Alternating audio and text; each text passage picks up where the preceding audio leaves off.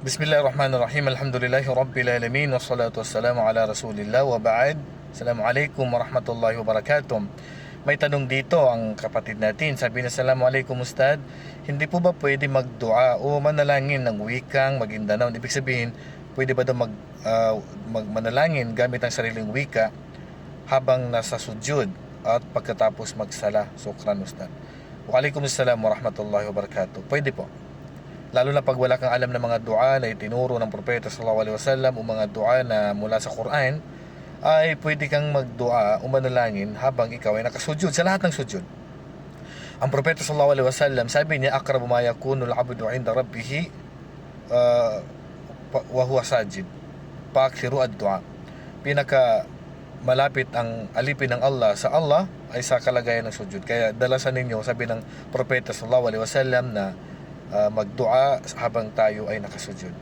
So, lahat ng sujud magdua ka dyan. Habaan mo na, kung lalo na pag mag-isa ka lang magsala. Pero pag may imam ka, huwag mo lang habaan kasi kailangan mo sundin ng imam. So, walang problema na magdua gamit ang lingwahe mo. Pagkatapos naman ng sala, pinakamainam is magdikar muna bago magdua. Magdikar, umalala muna sa Allah, then bago magdua. Wallahu a'lam. Assalamualaikum warahmatullahi wabarakatuh.